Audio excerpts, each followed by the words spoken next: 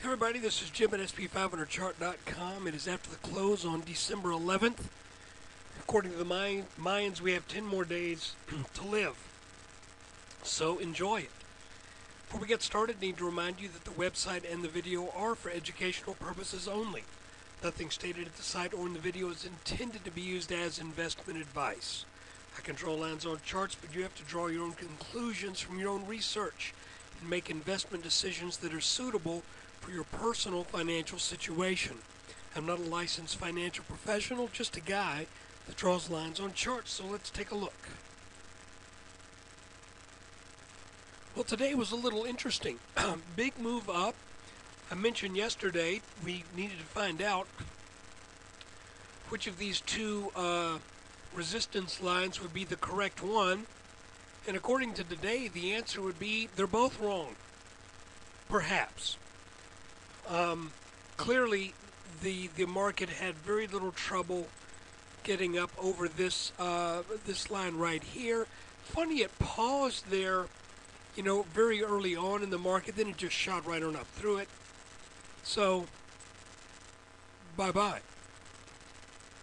Now, what's interesting is, you remember now we've talked about the nature of trend lines and where they are in relation to the underlying trend, be it long-term, short-term, or medium-term, and how the break of certain trend lines will not produce the expected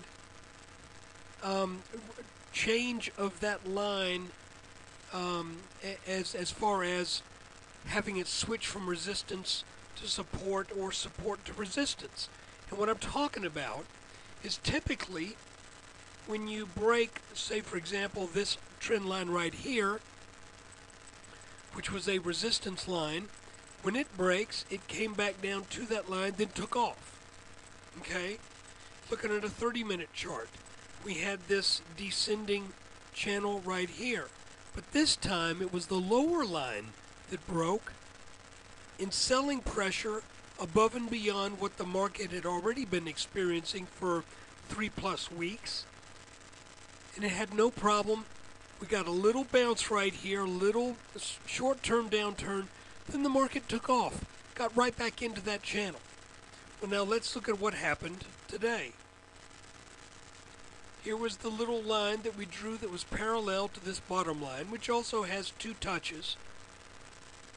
The S&P got over that line early on, came back, paid it a little tribute, started to come back, came back down, hesitated again, and then finally said, nah, we're going to go under that line. And when it did, you can see that it really did so fairly swiftly. So that tells me this line has more technical significance than the other one. So, conversely, just as we had pointed out that when this line broke back in the middle of November, that it very likely could be a sign of capitulation leading to a rally. That's exactly what we got with so far almost an 85-point rally off that bottom. Now as we look at it in more shorter term, the question becomes, is this a capitulation? Up here, an irrational buying spree that will set up a short-term downtrend? And I would say that is very possible. Now I want to show you also that today the S&P tagged just a little higher than 1434. That, I think, qualifies as being a satisfactory move from our inverted head and shoulders back here in mid-November. Again, if we take the head, and I'm measuring this a little conservatively, okay, but I took roughly the depth of the head. I haven't changed this line. This is where the measurement has always been.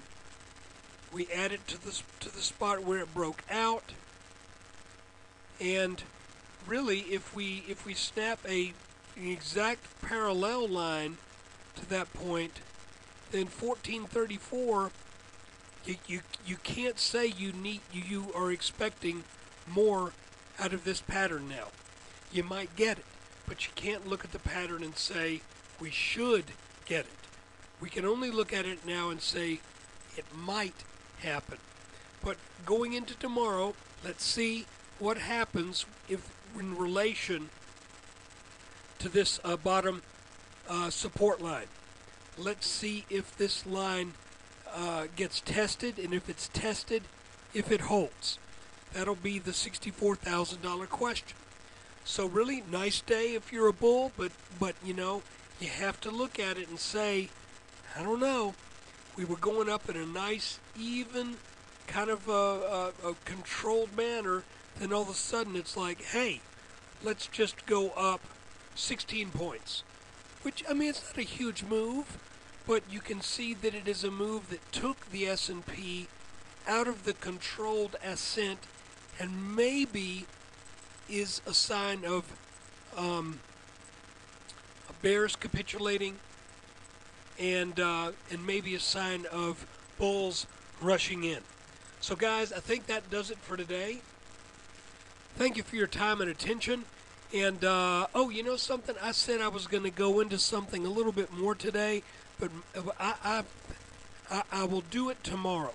My voice is killing me. I've been doing a lot of flying this year, and I had a cold about a little bit more than a month ago, and flew, and I have had a kind of a low-grade ear issue ever since then, and it's now kind of affecting my throat. I'm just a mess. So guys, take care. Tomorrow we'll look at the Rorschach test that is in this chart. So thanks for watching. Take care.